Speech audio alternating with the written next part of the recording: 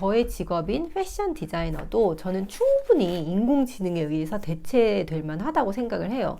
저는 약간의 배신감 까지 느껴졌었어요. 아, 이 사람들이 이렇게까지 하는 이유가 뭘까요? 사람들이 사람 의사보다 인공지능 의사의 진단을 더 신뢰한다. 그래서 지금 당장 우리가 할 수 있는 일은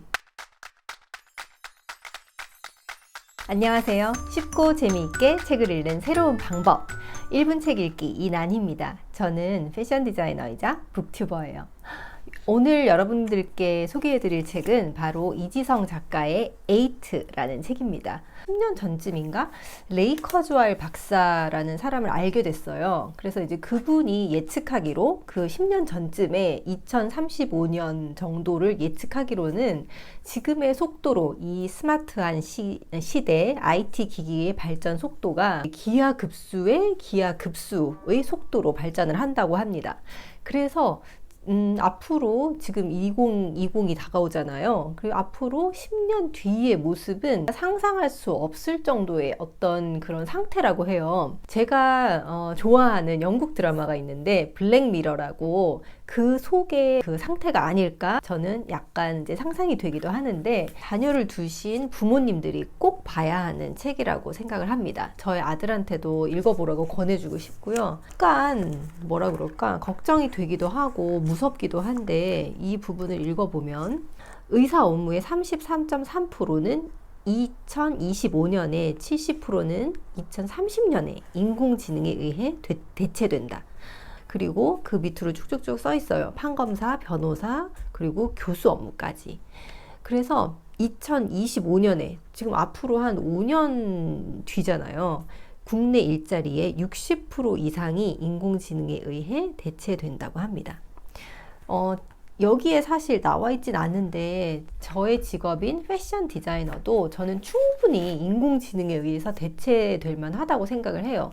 왜냐하면 저희가 이제 계속 판매가 잘 됐던 어떤 데이터가 있잖아요. 그런 데이터를 집어넣고 그리고 앞으로 다가올 트렌드도 그 인공지능 안에 입력을 해서 기획을 어떻게 하면 좋을지에 대해서 디자인이 쭈루루루 그냥 나올 것 같은 그런 느낌이 들어요. 이미 뭐 스포츠 업계 쪽에서는 그걸 적용해서 디자인을 하고 있는 데도 있다고 저는 들었어요. 이 속에서 이지성 작가는 인공지능에 대체되지 않기 위한 8가지 방법을 얘기를 하고 있습니다.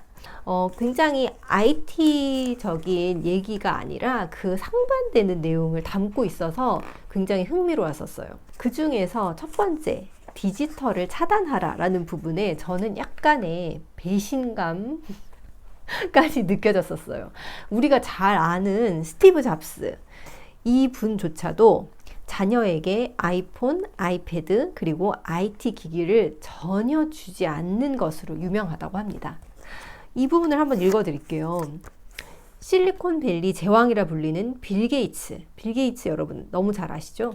자녀들에게 IT 기기 금지 기간을 정해두었는데 무려 14년이었다. 14살이 만 14세가 되기 전까지는 이 IT 기기를 절대 손에 쥐어주지 않는다고 합니다. 그의 자녀들은 15살이 되어서야 비로소 컴퓨터와 스마트폰 등을 사용할 수 있었다. 하지만 이때도 사용 시간을 엄격히 제한했다고 합니다. 페이스북 공동 창업자인 숀 파커는 IT 기기를 그 사람 자체가 사용하지 않는 것으로 굉장히 유명하다고 해요. 페이스북을 비롯해 그 어떤 SNS도 하지 않는다라고 합니다. 그리고 트위터와 블로그 공동 창업자 에번 윌리엄스는 집에 IT 기기가 아예 없다. 정말 놀랍지 않아요? 그 대신에 뭐가 있냐면 책으로 가득한 서재가 있다고 합니다. 아, 이 사람들이 이렇게까지 하는 이유가 뭘까요? 우리가 인공지능에 대체되지 않기 위해서 우리 인간만의 어떤 가질 수 있는 능력을 어떻게 얘기하고 있냐면 공감 능력과 창조적 상상력, 이 2가지라고 합니다. 인공지능은 절대 가질 수 없는 것이라고 해요. 그렇다면 우리가 알았어요. 이 2가지를 우리가 길러야 인공지능에 대체되지 않고 내가 앞으로 미래의 직업을 가질 수가 있겠다. 하지만 이걸 어떻게 하면 될까? 저도 이 책을 읽고 제가 인공지능에 지배당하고 있었구나 라고 느낀 점이 하나 있는데, 여러분이 보시는 이 유튜브 속에서 내가 관심 있는 어떤 그런 채널들을 막 추천을 해줘요. 내가 언제 이런 걸 찾아봤었는지, 얘가 어떻게 알았는지 잘 모르겠는데, 얼마 전에는 제가 약간 입병이 났었어요. 그래서 그거를 찾아봤는지 안 찾아봤는지 기억도 안 나는데, 갑자기 이게 이제 입병이 낫는 방법에 대한 영상이 이렇게 딱 떠가지고 정말 너무너무 놀랬던 적이 있었어요. 이 유튜브의 인공지능 알고리즘은 여러분이 어떤 걸 좋아하는지, 그리고 어떤 것에 관심이 있고 어떤 걸 주로 보고 하는지를 너무 잘 알고 있어서 이 속에서 헤어나올 수 없게 잡아두고 있습니다. 그걸 여러분들이 잘 아셔야 돼요. 이 사람들처럼 어릴 때부터 이런 훈련을 하지 않거나 이 스마트 기기를 시간을 정해놓고 사용하는 방법을 익히지 않으면 바로 그게 인공지능에 지배당하는 지름길이라고 책 속에서는 설명을 하고 있어요. 우리가 이 스마트폰에 중독돼서 이거 없이는 생활을 할 수가 없잖아요. 지금 아침에 일어나자마자 SNS 보고 출퇴근 길에도 이 스마트폰을 놓지 않고 보는 사람들이 너무너무 많은데, 그것 자체가 이 인공지능에 중독된 것, 지배당하는 것이라고 표현을 하고 있더라고요. 그래서 우리가 그 두 가지를 기르기 위해서 교육 시스템을 바꿔야 한다고 얘기를 하고 있더라고요. 책 속에서 하버드가 취한 것과 버린 것에 대한 얘기가 있습니다. 강의 위주의 어떤 교육 방식은 이제 사라져야 한대요. 우리가 책 속에 있는 강의, 그리고 우리가 알아야 할 것들은 이미 너무너무 정보가 많이 노출되어 있기 때문에 학교에 가서 강의를 직접 듣지 않더라도 우리는 너무 많은 것을 알 수 있어요. 예를 들어서 트렌드 코리아 2020, 이게 지금 이제 연말이어서 이 책들을 굉장히 많이 보시고 그리고 리뷰도 굉장히 많이 하고 계세요. 근데 이 책의 내용을 내가 알고 싶다라고 마음만 먹으면 이 스마트 기기를 통해서 이 책을 요약본이라든지 그런 걸 누구나 다 알 수가 있게 됩니다. 뭔가 안다는 것은 이제 어려운 게 아니게 된 거죠. 대신 하버드대가 취한 것은 뭐냐면, 교과서와 강의가 사라진 강의실에서 학생들이 무엇을 하느냐? 바로 강의 내용을 미리 알고 그 강의실에 와서 토론을 한다고 합니다. 이렇게 해야 인공지능은 절대 가질 수 없는 공감 능력을 기를 수 있다고 해요. 제가 얼마 전에 넷플릭스를 통해서 본 미국 드라마가 있었는데, How to Get Away with Murder라고 법학대학원을 다니는 대학원생들과 그리고 그 교수들이 살인사건에 휘말려서 그걸 풀어나가는 어떤 굉장히 재밌는 그런 드라마, 미국 드라마였었어요. 근데 이제 그 드라마 속의 수업 방식이 바로 이 플립 러닝이라고 부르는 이 방식이더라고요.